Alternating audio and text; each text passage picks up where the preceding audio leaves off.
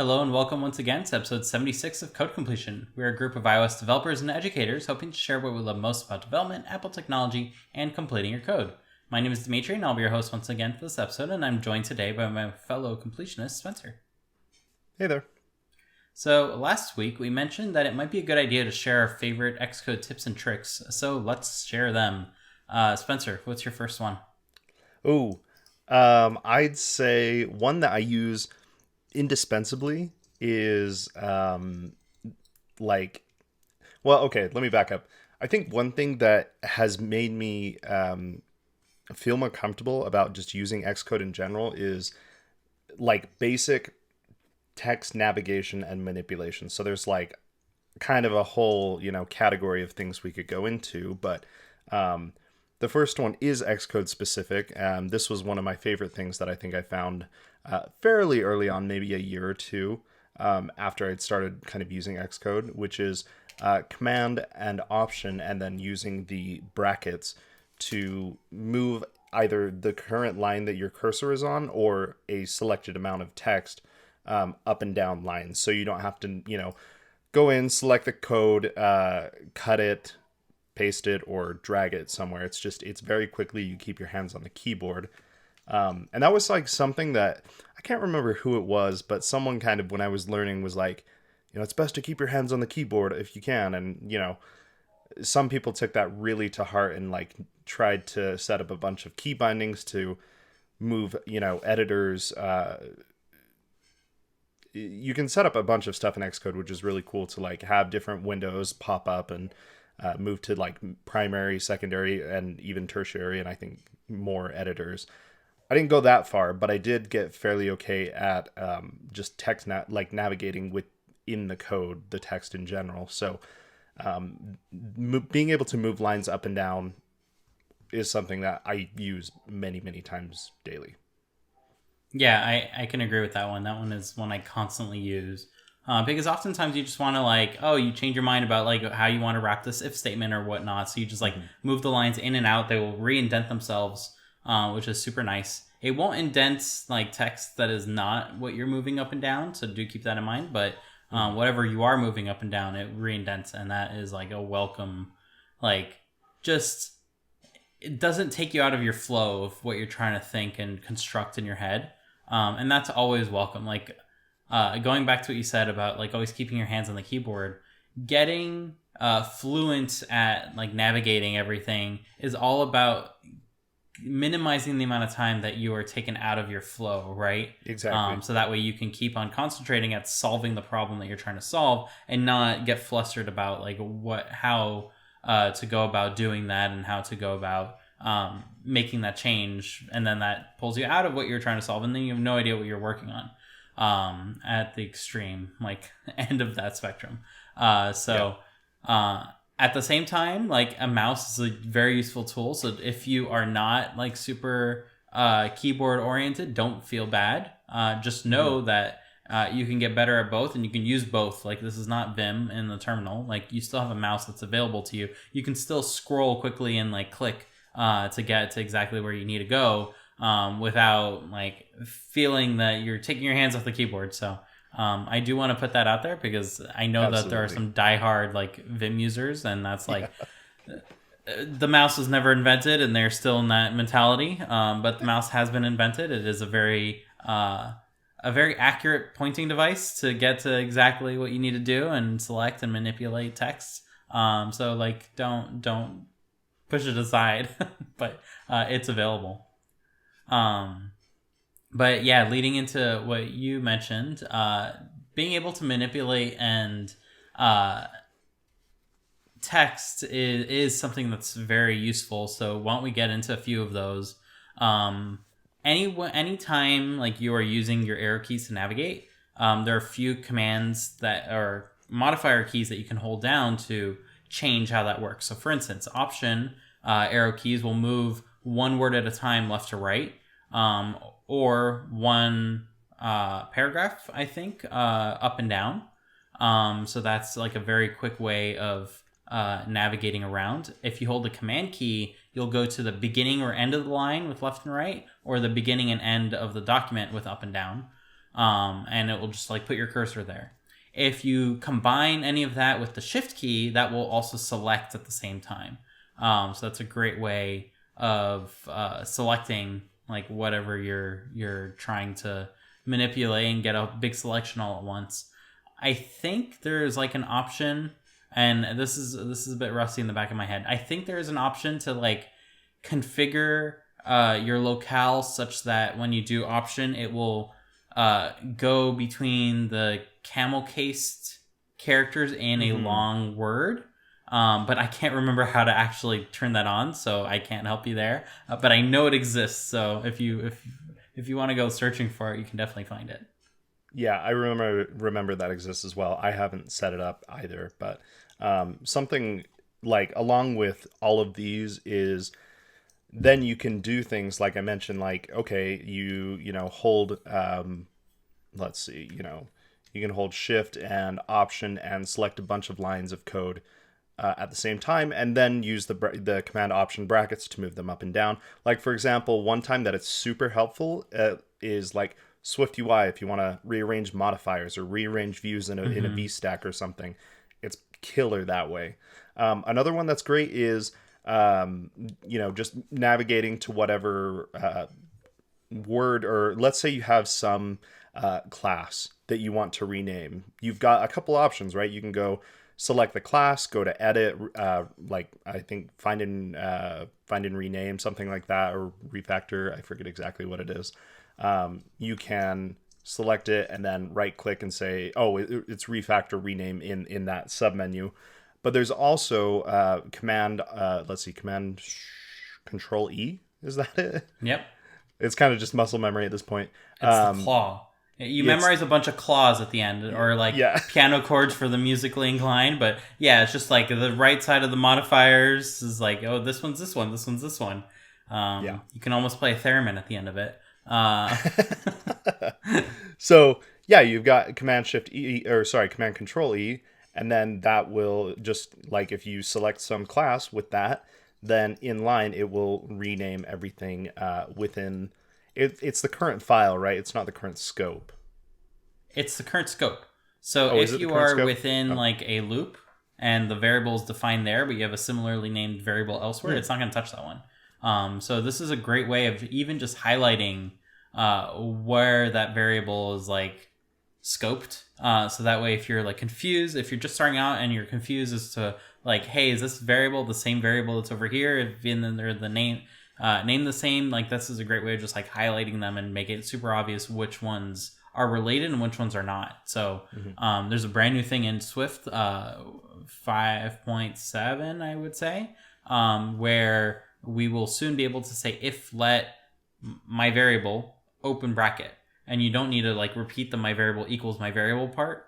And that is something that is going to create a new variable within the scope of that if statement that is separate from the one that's outside of that if statement. So that is something that you can go ahead and more clearly see when you do Control Command E to kind of spot those. Yeah. Along with that, you can also just click on or put your cursor over something, and it should kind of do a little similar highlight thing to show that same constant or whatever you're selecting in whatever scope. Yep. And like super neat trick, combining everything we've talked about so far, your mid-word, Control Command E, option left, shift option right, and now you selected that whole thing. You can rename the whole thing in one go. So your hands don't leave, and you can very rapidly rename something that way. And that is super, super convenient. On the topic of like changing multiple things at once, something you can also do is there's a few different ways of doing this. You can hold the option key and then click and drag, and that will select a block of text across multiple lines. And alternatively, you can go ahead and shift control on different places, and you'll insert multiple cursors. So this is really, really excellent when you need to modify a bunch of lines which are very similar, which already have like differences, but maybe you need to like change the file name that all of those are kind of based off of. Well, you can just option control no, just Option, click and drag downwards and make a like a straight vertical like insertion pointer list, or you can Shift Control and then click individually. And once again, using this with everything else, you can option to jump between certain words. So that way, if you like need to rename the first part and then the second part a little bit later and it's slightly different, you can go ahead and do that. If you have things selected, it will paste at all of these locations all at once. So this is a really, really great way of basically manipulating arduous data that you don't really want to be typing out. This is a great way of doing it quickly. Yeah. I was using this just this last week for I can't remember exactly what the context was, but I had a bunch of constants that were all, just right there. It was just like let whatever equals whatever, and I was like, oh, I need to make these all private. So yeah, just hold Option, drag it down, type private space for every line that got selected, and you're done. And you don't have to like private space. All right, let's move to the next line. Private space, and it's just makes something so monotonous much more quick. So yeah, yep, that's a great one. Oh, so Dimitri's gotten here using Command 9 for reports, and I'll let him get into that. But along with Command 9 is you can really go from Command 1 to 9 to jump between any of the, I guess you'd call them navigators in the left pane of Xcode. And then I think you've got Command Option 0, 1, 2, 3. Or 0 through whatever for the right pane navigators. I don't know what you call them, but that can be nice. Editors, attributes, inspectors. Yeah. Oh, the inspectors. Yeah. So that one's huge for me when I'm going, from like building the app and I want to see any errors or warnings that pop up, and then I want to, I'll do Command 1 to jump back to the files and go to whatever file I need to or whatever. So. I don't use the reports personally, so I'll let Dimitri speak on that one. Yeah, so reports are actually super cool because you've probably run into this a ton of times where you are using print debugging, because we all do, and you have a bunch of stuff in the log, and you go and rebuild, and then you're like, shoot, all the stuff in my log that I was just looking at that I really just forgot about, right? And you like didn't know what the exact thing that said, and you're like, oh darn, and now I need to rebuild that state. Well, the reports tab actually remembers every single run that you do. So you'll see there's a different like entries in there. There's the build, and then there's the run. The build will tell you like how did the build go. This is a great way of knowing like if your build is getting longer over time, because it shows the time right then and there. But the run will go ahead and collect the log of that particular run. So you can go ahead and compare them. If you click on multiple, you can drag them into Kaleidoscope, which is a diffing tool, and that will go ahead and diff your logs, which is a super neat thing that you can do if they're not littered with a whole bunch of other Apple logs, which is, I don't know how to get rid of that. It changes every year. Good luck. But that is a super neat thing that you can do. A separate thing that you can do from this is you'll get test entries as well. So whenever you run tests, those will be saved in there along with code coverage, so you can see how that evolves over time. Or if you have some sort of CI, you can actually upload those, like they're part of the derived data, and you can download the individual reports. And then if you double click them, they'll open in your project locally, and you can go ahead and see like, oh, hey, these tests failed. And when you click on it, it'll bring you to the code of the test. So it's all kind of tied together, which is really, really neat. So if you've never kind of ventured to the reports navigator, because it seems like, what is the point of this?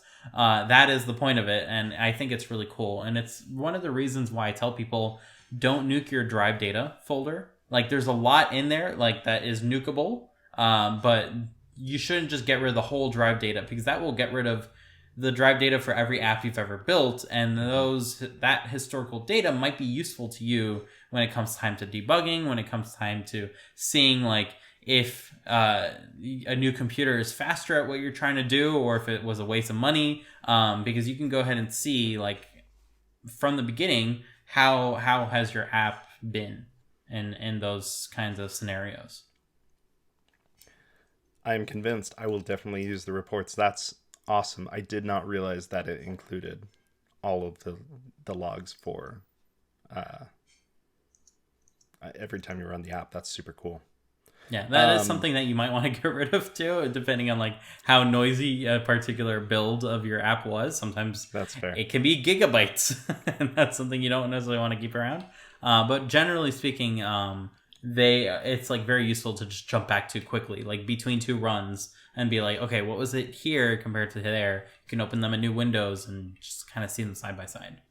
Yeah, well, I know for me, what I'll do is I'll go down to the console, copy, Control A, copy everything, throw it in notes or something. So I have that. So, because I Now you didn't have know double what the the data. reports did. It's a backup. Yeah. Aha, there we go. That's super cool. Couple things like I think Xcode has gotten better about this, kind of having them as defaults, but a couple things that from like I started using Xcode from Xcode 7 and Dimitri's been using it for far longer than that. Like for example, we think that this is a default now, but if it's not on, I would go into the preferences and turn on line numbers because that's super nice just to be able to say, oh, I'm having this issue on line 191 or whatever. Another thing that's great, and Dimitri mentioned something about this maybe a couple weeks ago, which is the code folding ribbon, where if you want to kind of just get a part of some file out of your mind so you don't have to scroll past it all the time, the code folding ribbon shows up right next to the line numbers, and you can sort of fold in either entire functions, entire classes. It depends on the scope, and you can kind of interactively fold out and kind of just put away what you don't want to see or you don't need to see for whatever thing you're working on. So that can be super nice. And maybe you can do a quick search if you have Xcode open in front of you. I think control arrow keys will open and close the most recent code folding ribbon of where your selection is. But I might be wrong. Oh, command option. Command option? Command option, left and right arrows. There we go. Which brings us to another tip. That help menu is super useful because you can type in almost anything and it will kind of like search all the menus to find out, one, where it is, and two, what the command for that one is. So that's a very useful little trick that you can go ahead and use. And if you're not happy about the particular command, or maybe a menu does not have a command, you can go ahead and set one in Xcode preferences, key bindings. And you can set any key binding for anything. It'll tell you if there's duplicates. And you can just search this wonderful list to kind of get inspired about what you can do to speed your process up. I've learned a whole bunch of tricks, like just navigating this, like the Control Command E. That was one that I learned just by like perusing through. It's like, I didn't know you could do that. Does this really work? And I gave it a try and it did. And I thought that was super, super cool. So definitely go ahead and give the key bindings list a try and the help menu. Because you can, if you don't know, you can just click on help in almost any app on your Mac and just type a menu command and it will just search them all. So that's really, really neat. One that is, for me, annoying, but maybe some new people like it. I'd love to like hear from everyone on like Twitter or whatever. Maybe we'll do a poll or something. What everyone thinks about this, but since Xcode 12, they kind of updated the, I guess you would call it like the default tab style in Xcode, where it sort of uses this, I think they call it like a tab ribbon or something. Yeah, I don't know. It's the worst. It's the worst, dude. I hate it. It just doesn't follow like macOS, like normal NS window tabbing like you would have in Safari or something. And so it feels very unnatural to me. I don't think like Control Tab, which is how I get around Control Tab and Control Shift Tab, or how I kind of go through my tabs, either forward or backward. It doesn't work, or I don't know. I didn't like it when it kind of came out, and so there's even an entire blog post on how to undo this. So you know that if there's a blog post that people don't like it, some people don't like it, right? So for me, I literally just Googled it, found that blog post, and it will walk you through. There's one or two things that you have to do to kind of revert it back to the old tab style. And for me, because I'm used to those keyboard shortcuts, it was like a necessary thing because it interrupted my workflow with this new style. So Not sure if that applies to everyone. Maybe some people like it, especially if you're newer, and that's just kind of what you grew up with, quote unquote, with Xcode. But for me, I just like normal tabbing. So Yeah, it very much feels like some weird web development thing that like snuck in, and then all of us iOS veterans are like, "What is this newfangled way of like getting lost?" Because it very much is about getting lost. Because you have no idea. Like for me, I left the option on because I'm like willing to try it. It's still on to this day. I have not figured out how to make it work reliably. I yeah, either like am proactive about it. I'm like, oh, this one has italics in the ribbon thing, so I'm gonna double click it, and this is gonna be persistent there. And then I end up with a million of these little tabs, one for every file that I've ever touched. That happens. exactly. Or I don't do anything proactive, and I end up with a million of these little things in there, and it's not useful in either scenario because I have a list of files on the left side. And those are always there. So I don't know what these tabs are meant to help with. I don't know if it needs dialing in further. I don't know if the people who this was built for enjoy using it this way. I really don't know because it just feels messy to me. Yeah. And I still have the defaults on because generally speaking, I touch fewer and fewer defaults on like systems that I use like over time. Like I don't install anything extra on like a Mac the first time I touch it, if that makes any sense. Like I'm totally pleased with the defaults because I've like trained myself, don't touch anything, and you'll be happier since things change so often. And this is still one thing that I have not gotten used to despite 2 years because it's since Xcode 12. Despite 2 years of really playing around with this, I have not gotten used to it. So if you just want to get on with your life and be able to work, then yeah, definitely turn it off because it doesn't seem to make any sense. And if it makes sense to you, you our listener, please let us know. Like let us know on Twitter at Code Completion, or at me directly, and let me know because I really cannot make it work in a way that makes sense. It just turns into a mess every single time. Maybe my projects have more than 5 files and your Xcode project is supposed to only have 5 files. I don't know. Yeah. Like that's Well, I that's how think you're right. desperate I I am. think it is something like every time you move files, there it adds like a new tab and everything. But for me, again, going back to like I just learned like keyboard shortcuts. You can do command, control, left and right arrows, and that will move you back through the different files that you've gone through in whatever tab. So that it's like out of sight, out of mind until I need it, and then I can just be like, oh, what was the last file I was on before this one? Command, control, left arrow, and it kicks me back. So it's especially useful for like debugging or something.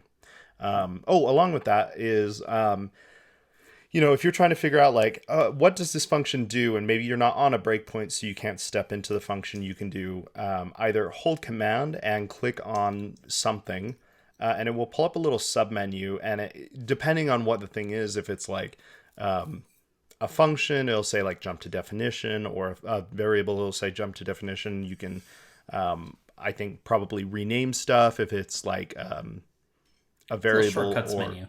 yeah, it's like a shortcuts menu that you don't have to right click necessarily. But most of the time I end up just saying go to jump to definition, and so you can just kind of bypass that little sub menu and just do command control and click, and it will kick you to the definition automatically without having to kind of go through another step. So Yeah, one of the other things that's hiding in that menu that I constantly use is generate member-wise initializer. So if you do this on a struct or a class, it will give you that option. And it will put it in the spot that I don't want it. And then it will also put internal, which I then delete. So I might save more time just by doing it myself, but I always click it nonetheless. And then like I click to select it. If you don't know, you can click and drag text, which is a macOS 10 staple since the beginning, but it's still like a hidden feature if you don't know you can do it. But yeah, if you select text, you can just click and hold and drag and move it somewhere else. And so I will do that. I will get rid of the internal, and that's another benefit of that little menu. On the topic of like knowing where you are in terms of like your tabs and what files you have open. One that every Xcode developer should know is Shift Command O. And Shift Command O will go ahead and search not only all of your files, but all symbols in general, and be able to open headers or interface files that Apple provides, but also any of your files. So you can just type willy-nilly, like you don't even have to know exactly what it's named. As long as you get the characters in the right order with gaps, then it will totally open it. So if you needed to open a file that was my audio recorder and you type AU for audio and then REC for recorder, that will totally find it. And it will generally be the first option. So you can just hit return and that will open that file. Maybe that's why I end up with like so many of these little tabs, because I do that and it like makes that one persistent. I have no idea, but I do this constantly and it's a super great way to open any file that's in your project, especially if you know the name of it already. Yeah, and along with that, like Dimitri said, it's not just files, but it's anything. Yeah, you could say, I guess if you had multiple classes or structs in a single file, you could say like jump to search for a specific struct or even a specific method. It will go through there. It's kind of this like Xcode specific spotlight, which is really cool. It's really, really useful. This one's kind of superficial, but I'm not quite at I'm getting to my superficial things here. I'm not quite at the point where I can jump onto a system and just go, well, I could, but there are a couple things that I like to change because I've kind of I guess learned that way. One for me is like, I personally don't like using Xcode's built-in documentation because, well, it was actually really good in like Xcode 7, 8, or 9, or 9. I can't remember when they changed it, but it had this nice little side menu where you could actually see like method definitions and stuff, and it was really good. And then after that, for me, I think they changed it, and it ended up just being sort of like this web view, and you'd have to scroll through to find method definitions as far as I remember. So a long time ago, I stopped using it and I just use Dash now, which is a separate app for documentation. And it's not just Apple documentation, but like docs for anything. It's crazy. You can even like pull in like docs for like Swift packages and stuff. It's really cool. But I just really just use it for like Apple's documentation. And it brings back like that side menu sidebar where you can very easily search for things and kind of scroll through the general parts of a class or a struct without having to kind of literally scroll through all of these definitions and discussions and everything. So that's one that I always install Dash as soon as I get a new machine, along with Xcode and stuff. So a funny story about documentation now that you bring it up.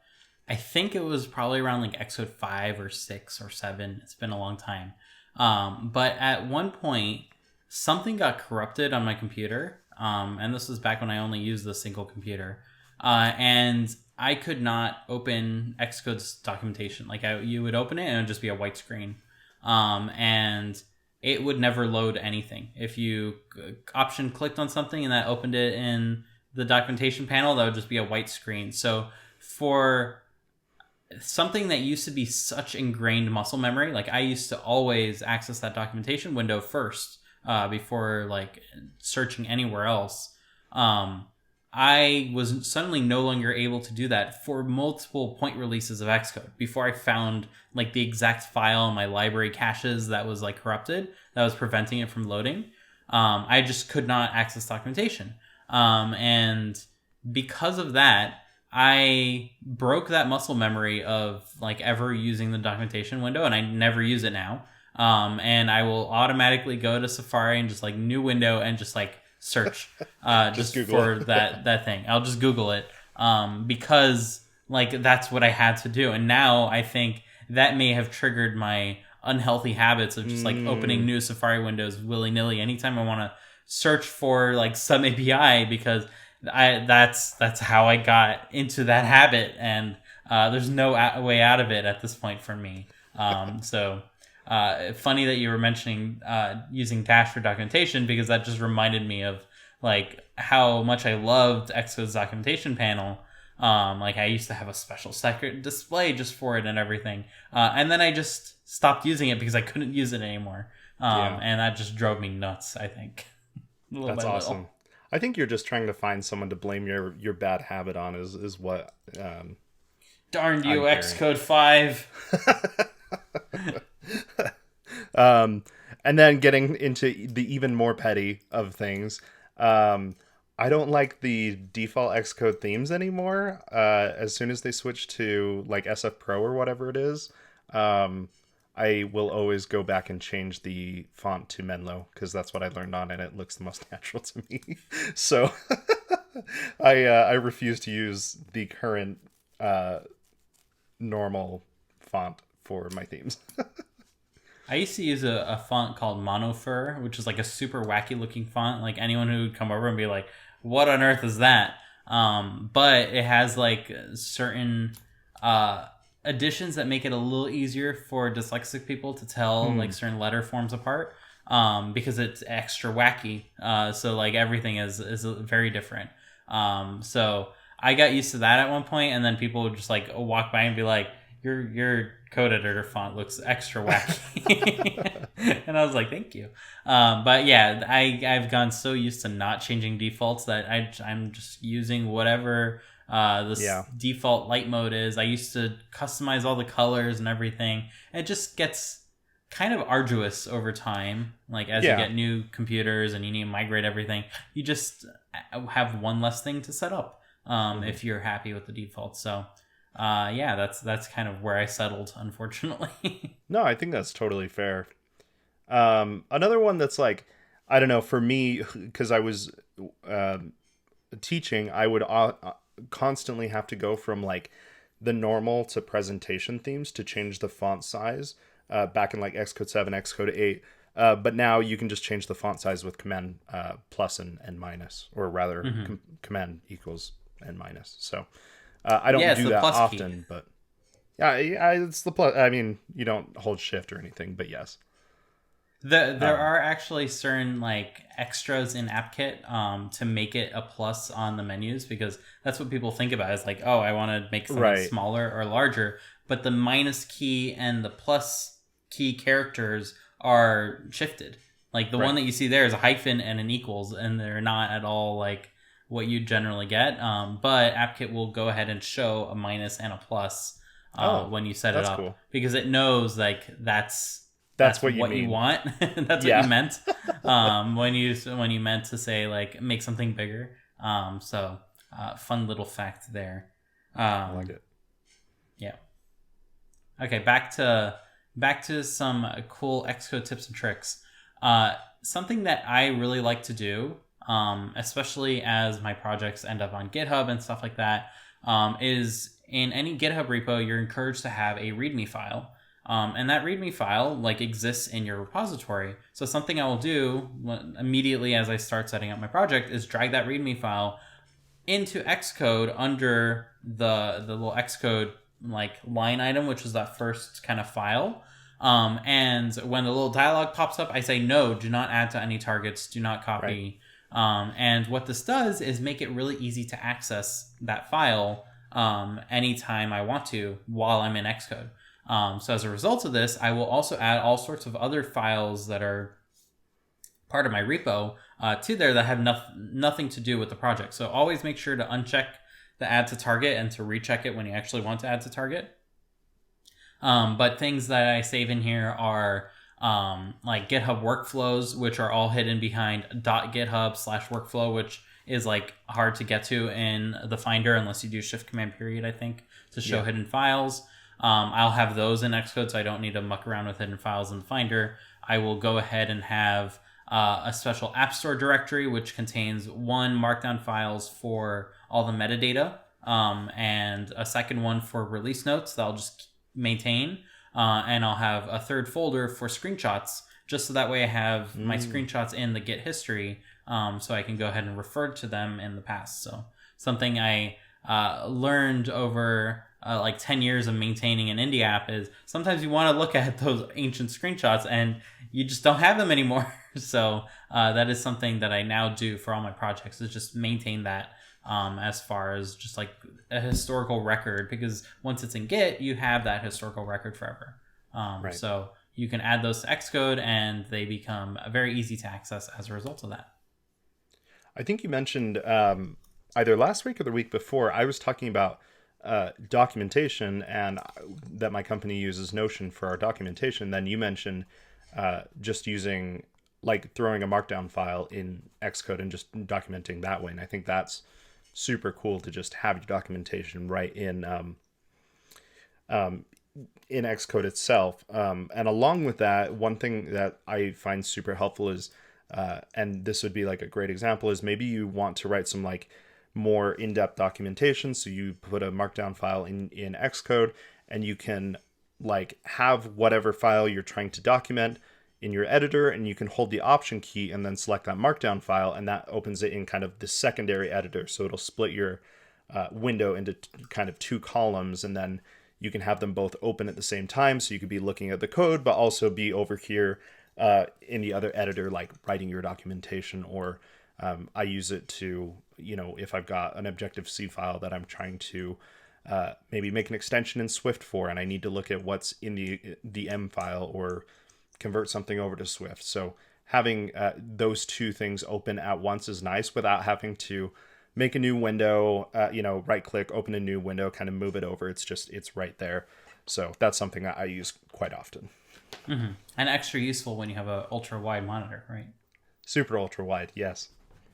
So on that topic, another claw method.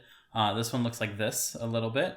And this is Shift Option Command. And Shift Option Command is one claw that you want to remember, because anytime you want to open a file anywhere, like say you have a file in the left side navigator, Shift Option Command and then click it, Xcode will now interactively allow you to place that file anywhere. You can replace the current editor, you can move your mouse over to the right side and it'll put a little insertion line, and you can open a secondary editor. You can open a third secondary editor. You can open one underneath. You can split your editors. You can have some crazy layout at this point. And like on that computer over there, I do have like one Xcode project with 5 editors, all meticulously organized, and that have just the little ingots of information that I need to kind of complete that task that I was working on. And using Shift Option Command is excellent for kind of setting that up. If once you Shift Option Command, you click a file, you release your modifiers, you can either click to place one, or you can hold like Option or Shift or Command, and it will tell you, hey, do you want to open in a new window, in a new tab, in a new window tab? It will go ahead and suggest all these things like in the little HUD that opens up. So this really is like cool. By far my super favorite like key command that I use all the time. If you command click on something to open or to jump to definition, before you click jump to definition, Shift Option Command, you can click that, you can open in a new tab and not necessarily lose where you are. So this is like the best thing. The only worst thing about this is you cannot open an editor like in front of the one or on top of the one you're currently at. Like it restricts you to the right or to the bottom, which I don't know why. Xcode, please fix that. I have a radar for it. But this is like the coolest thing and something that every developer should know about, because it lets you just like maximize your screen real estate and get all sorts of little snippets open, so that way you can go ahead and see them all at once without needing to switch back and forth between things. That's super cool. I did not know that one. I will also be using that as well.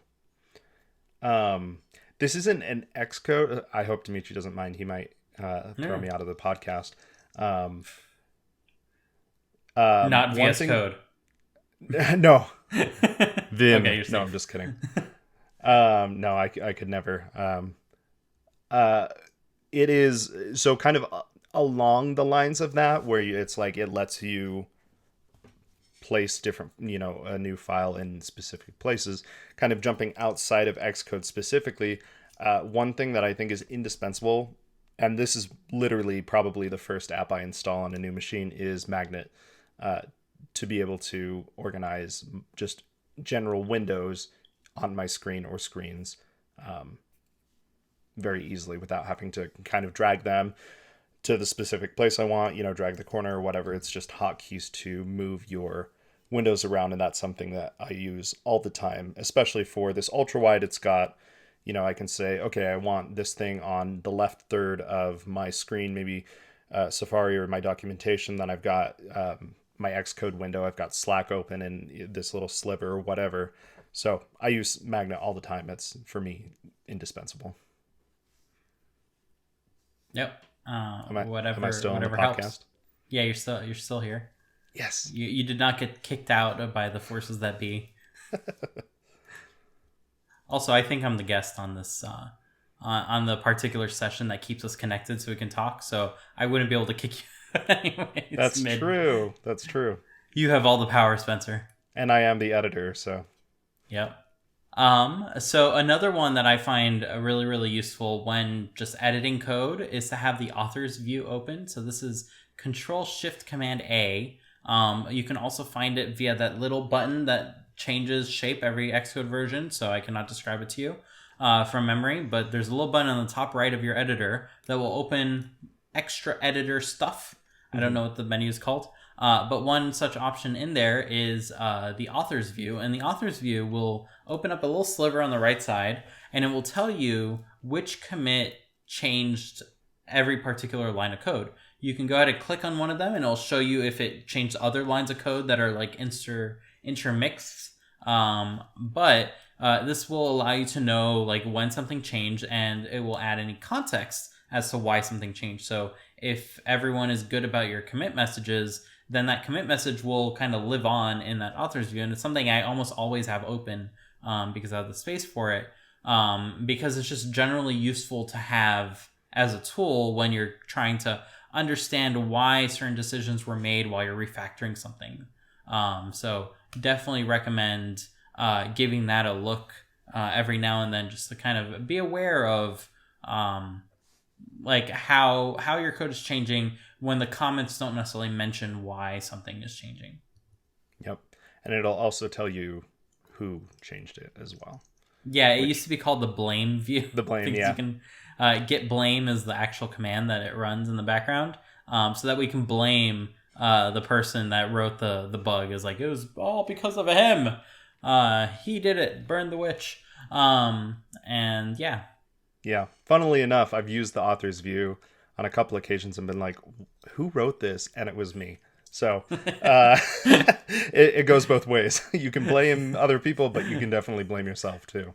So one more thing on the editors that we didn't really mention yet is Xcode has a notion of the focused editor that it has off by default. So when you click on a new file, it'll always change the main editor, and it will leave all your other ones alone, no matter like where you are currently editing. And something I like to change is to change the focused editor. So this is in Preferences Navigation.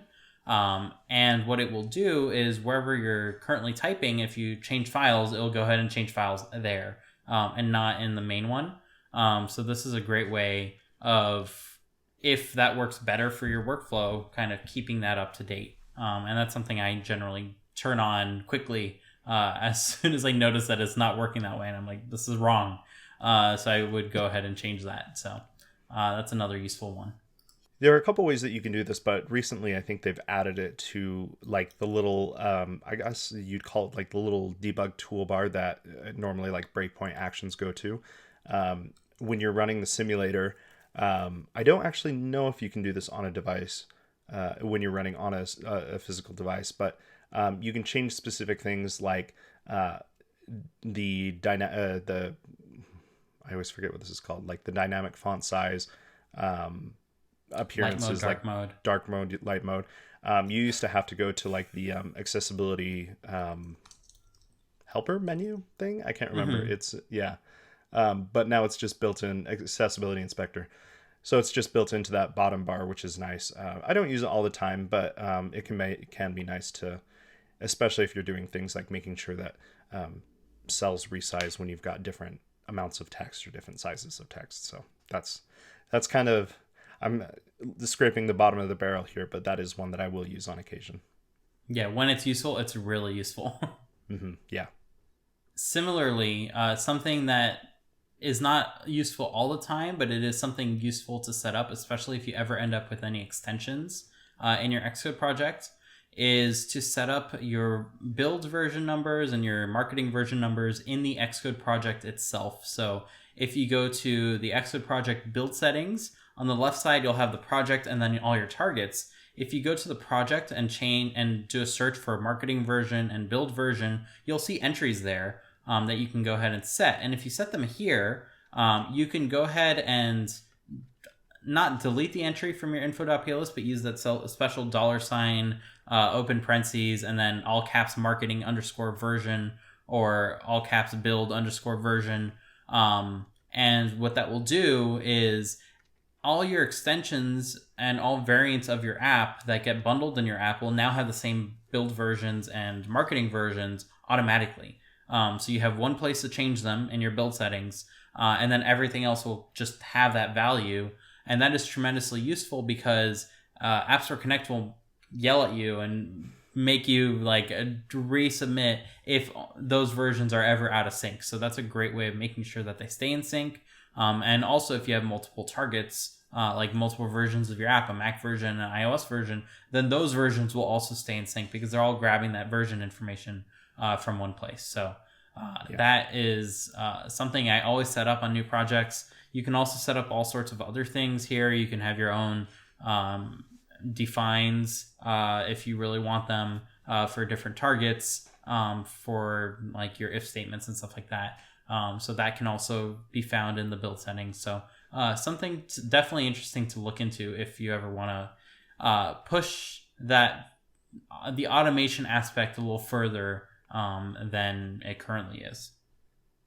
I don't know if along like it would be included in exactly what you said, or if it's maybe something else that you have to do. But I think there's even a way that you can have it automatically increment like the build number when you go to archive it, so you don't have to remember to increment that, because then App Store Connect will also yell at you if you're trying to upload a build that already exists. Yeah, so App Store Connect very helpfully now, not App Store Connect, but the upload process now has a check mark that automatically will do this based on what the last like uploaded version is. But I don't trust it, as most new things. So I still have a little I have a dummy target that's called like build auto increment builds and stuff like that, and that will go ahead and just go through and run a little shell script that will go ahead and increment. Actually does a few things. It makes a new branch, it increments the build number, it will push that branch so that way I have a record that I can PR review just for that. And it also makes a nice line entry in my commits of like, hey, this is the new version. And it's super easy to find in most log entries that don't necessarily always have the tags there. So then I can quickly get like a change log and stuff like that. So I still have that very manual process, mostly because I don't trust the automatic thing. But like this, it makes it very easy to automate too, because it's in one place that you can go ahead and change it. Sorry, one last thing. You were talking about extensions, and I don't think they're the same extensions that you were mentioning, but it reminded me, because I'm working with Objective-C a lot, I'll have to, go between like H&M files, but this also works for a class that has extensions as well. You can do Command Control, and then up and down arrows to switch between files of, I guess, related files. So for example, the H&M file of a specific class, or it'll also go through extensions as well. So that one's super nice that I use pretty regularly, at least at my day job, because I am using Objective-C. Yeah, and if you have like a private header, that will be included in that list. Like I didn't know that would happen, and I was like, oh, that's super neat. Back when I still wrote Objective-C. Now, if you're in a Swift file and you do the same thing, I think you get the Swift interface, which is you publicly get, what you would publicly share in terms of like all your internal and public and private markings. So you can go ahead and give that a shot as well to kind of preview that if you're writing a library, which is super neat. So it's not the exact thing that it was doing for Objective-C, where in that case it was just swapping between files with the same like prefix. But for Swift, they augmented it to get the interface, which I find quite nice. If you have any Xcode tips and tricks, we'd love to hear from you, either on Twitter or, oh yeah, probably on Twitter at Code Completion. So let us know if you have anything that, really helps you out. It'd be awesome to know. I mean, I learned a couple really cool things from Dimitri today that I'm gonna try using, like the reports and the claw to kind of move editors around. That's super cool. So, we all have this like knowledge of, we all learned Xcode very differently. So it's cool to kind of feed off of each other and learn something that, hey, it might, increase your efficiency, you just help your workflow out. So let us know. Tweet at us at Code Completion. Yeah, I definitely come across a whole bunch of these tips and tricks like constantly, and I always retweet them because like some I'm aware of, some I forgot that I was aware of, and some I had no idea of. So it's always a great way of sharing that knowledge, because it oftentimes fits in a tweet, which is really neat. Yep. So this week's episode of Code Completion is brought to you by Not Pho. Tired of eating the same old meals time and time again? Consider Vietnamese food. You might already know pho, but there are tons of other flavors specific to Vietnamese cuisine that are sadly not well known around the world. This includes everything from sandwiches like banh mi, rice plates like cơm tấm, and even the deliciously savory crepes known as bánh xèo. And that's where the app Not Pho comes in. It's a free-to-try app dedicated to teaching you more about the wonders behind Vietnamese cuisine, brought to life with colorful and interactive illustrations and animations. Learn how to make many classic Vietnamese flavors at home, but even if you don't cook, you'll know how to order like a pro the next time you visit your local Vietnamese restaurant. New since version 1.1 is the Chef Club, regularly bringing you even more recipes like avocado mango smoothies, fried rice, chicken curry, and my personal favorite, chicken beef, for the low cost of $2 a month, with more recipes added regularly. Recently, the Chef Club saw the addition of Hot Pot, a perfect recipe for the colder days, and Vietnamese meatballs, a pleasant twist on the Italian classic. Thanks again to Not Pho for sponsoring our show. Search for Not Pho, that's N-O-T space P-H-O, on the App Store today to give it a try, completely for free. And as always, I want to personally thank everyone for listening in this week. Please be sure to follow us on Twitter at Code Completion to know when new episodes get released, and feel free to tweet at us if there's ever a topic you'd like for us to dig into. Most importantly, as a small podcast, please be sure to share this with your friends and family who are also interested in any part of the process of app development. It's your support that enables us to continue doing this, and we hope to grow a healthy community around everything we discuss. Once again, I want to give my thanks to Spencer, who is at Spencer C. Curtis, that's SpencerCurtis on Twitter, for joining me this week. Please be sure to tweet him all your Xcode tips and tricks that we didn't cover, and he'll be sure to retweet them, so that way I can retweet them, and then we'll start the retweet cycle from there. My name, once again, is Dimitri. You can find me at Dimitri Buñuel. That's DIMITRIBOUNIOL, and we'll see you all next week. Bye. Bye. So we'll be able to tell the time as that white mark goes across your shirt. Oh, yeah. Yep. In my old office, we used to have it was just a hole in the ceiling. Not really like actually letting water through or anything. It was just like a hole from like the sun's point of view. And you'd have a circle that would travel across my office over time. And you can, if you stare at it, you can see it move. Like you can see the span of time just like passing. And yeah, that was always fun. Sometimes I put a sticky note and be like 3 p.m. Right. So it's right here. And you can see it change every day and get like slowly further back or more advanced depending on which season it was. That was always fun. Yeah. I remember like way back in the day when, the internet was just super slow. I'd like put my cursor on the end of like a downloading progress bar to see if it even moves at all. Oh, yeah. Just like you align it just perfectly and then you come back and you're like, did it move? Yeah. It's like 1 pixel. Dang it. For titles, what do we want? I grabbed these. Yeah, let's do the claw. The claw is good. The claw. Okay, so the claw was something that originally came about in like general computing knowledge because of Photoshop's export or save to web. Yeah. Save to web was like I remember shift, that, yes. Option control save, shift option command S for save. And that was like a claw. Right. So I think someone like made a T-shirt at one point, and that was excellent. But Xcode has introduced plenty of new clause, so that's where I'm grabbing that from. I've actually wondered, like, how do you, okay, so like Command T is probably one that you do often. I know I do. How do you hold control with your thumb? Do you, like, I don't know. Pinky.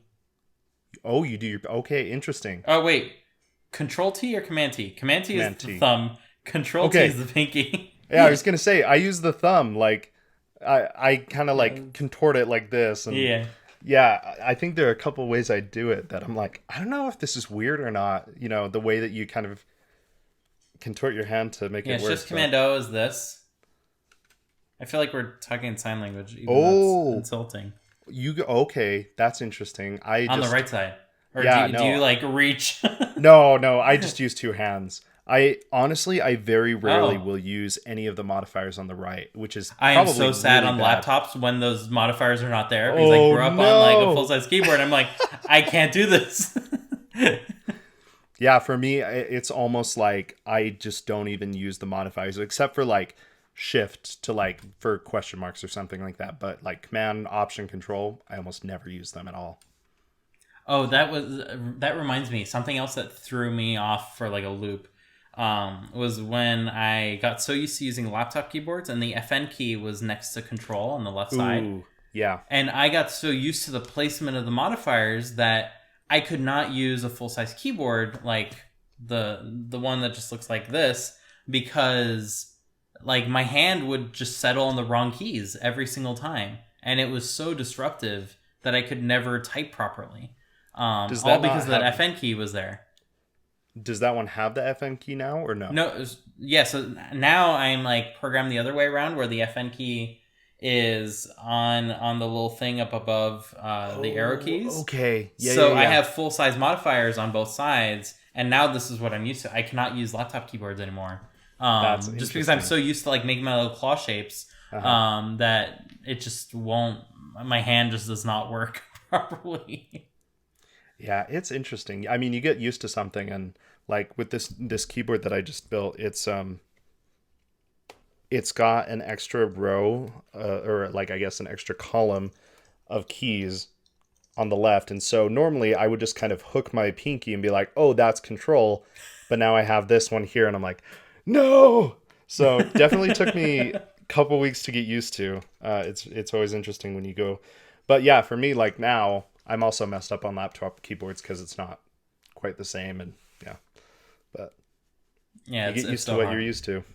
Yeah, I'm like it's down to the point for me where if the keyboard is not at the same height that I expect on the desk, like if the chair's too low and my hands are a little bit like this, or if I'm like too high, I can't type at all. I am like so broke. I never learned how to type properly, first of all. So like half the time I just like have an internal buffer in my head of what I want to write, and I will just stare at the keyboard and type.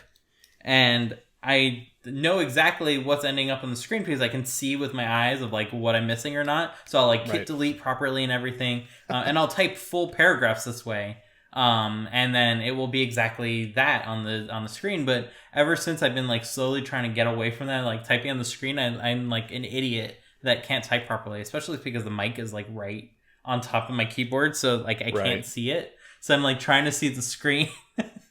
I just can't type properly at all. If there are any young people listening to this podcast, learn to type properly. It's an important skill. It will be very Yeah. useful in your futures. And I learned how to type with like my three fingers on each hand, like a little gremlin, like poking at the keyboard like an idiot. And that's how I can type. I can type reasonably well, but I had to like stare at the keyboard. And yeah, it's not a great Yeah. not a great thing for someone whose profession is to type all day. To type. Yeah. I don't type particularly well either, like, you know, home row and all that, and my typing classes in high school, or rather like elementary school, really, never went super well. I think I can type about 60 words a minute, but I was watching this Smash YouTuber that he showed how he types, and he's like, it's almost like chicken pecking with like one or two fingers, and he can type over 100 words a minute. I'm like, No, That's the dude. worst too, because then it just shows that like your inadequacies are even more inadequate for like Yeah. I'm like, they and he's could be like, oh, worse and I and don't even better. practice or anything. I'm like, how? Oh my gosh. So like, I've actually been thinking like, I really need to. I would love to get over 100 words a minute in like normal typing. Of course, like using Xcode and autocomplete isn't the same thing, and I feel fairly fluent in that. But when I actually have to write, longer length documentation or just like typing anything, bad news. I'm always like my pinky finger's on the enter key because I know I'm gonna autocomplete something or whatever, and it's just bad news. That actually reminds me. Like I think, in another way of like blaming something else for inadequacies, which I'm good at. Another habit that I think I picked up is the reason why I don't stare at the screen as much as I would like to while typing is because at a certain point in my computing lifetime, typing on the screen was like, especially through Xcode, was something that was slow, Oh and yeah. you could type and nothing would show up for several seconds, and then you'd see Yep. the characters one at a time like come in as the event loop unwinded. So like I would be like, okay, I'm not staring at this thing anymore. Let's stare at the keyboard and get my whole paragraph out. Dude. Because as I thought, then the characters would like fill in a little bit more, and then I would continue. And I got reasonably good at just like writing whole paragraphs of code this way that like it's almost typing blind in a way. Yeah. And I hope that no one ever has to go through that because it's just like miserable of like needing to wait on the computer in that way. Well, it was Um, even. I mean, the last MacBook Pro, the last Intel MacBook Pro I had at work, the 2019 one, it did that. I mean, it's not oh, like this is. regularly, yes. Oh yeah, it's not like it was even years and years ago that was the thing. It was like we're barely on the cusp of that not being a thing. This is the new So decade, Spencer. yeah, We are on Apple Silicon. I've shunned that to the distant past. that's honestly like that alone. It's like yes, I will spend so much money just to have Xcode keep up with me. It's ridiculous. Mhm. So Yeah, it's I feel you on that one for sure. yeah. Safari is still that way. Like even on the Yeah. M1 Max with 64 gigs, I Well, get to for the some of point us. where okay, there are not even enough windows open for the window menu to like be cut off at the bottom. So it's not that bad yet because I've definitely gotten to that point where it's like you can scroll for a while, but it's not that bad yet. And hitting Command N for a new window in Safari takes an appreciable amount of time, like 3 seconds, to the Ooh. point where at this point I'm now typing my Google search before the window comes up because I know the Mhm. window will capture Yeah, those yeah. words and put them in, and I can hit return before the window even shows up. And then once the window shows up, everything is fast again. So like I'm sure Safari is like being paged in and out or something is like wonky at that point. So I'm really, really looking forward to a Mac Studio with more than 64 gigs of RAM, because it's just agonizing Yeah. needing Yeah. to work and needing to just wait on the computer for basic things. Like I'm not rendering something Yeah. complex. Like I am totally fine stepping away for 5 minutes while the code is compiling fresh. Like that is not a pain point that I ever have. It's these little tiny cuts throughout the day of like, oh, I need to research this. Let me jump to Safari, make a new window. I have to wait. What Yeah. was I searching for? Well, Like it's those like kinds of things. yeah, it's like we were talking about with the keyboard shortcuts. It's like anything that takes you out of that flow state where it shouldn't take any brain power or computing power to do something, and it does, and you're like, okay, so what's the update on the shipment of the Mac Studio? Okay, let's pull it out. I've gone to Apple Store several times. I finally found an Apple Store that had an M1 Studio, but it was like the base model one, and I Mm. was like, I need the more RAM. I don't think Oh yeah, they had the Ultra, but it was the base model Ultra, and I will benefit more from the RAM than from the extra cores. Like I'll take the extra cores, not complaining about that, but I really want the RAM.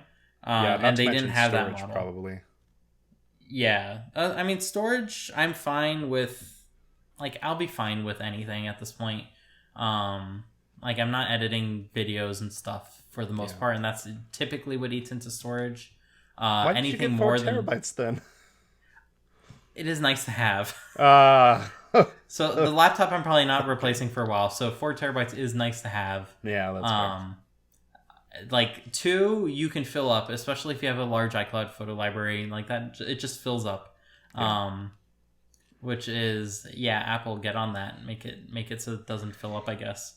Oh my gosh, that's one thing that like I was setting up that Mac Mini for my speakers downstairs, and I threw in a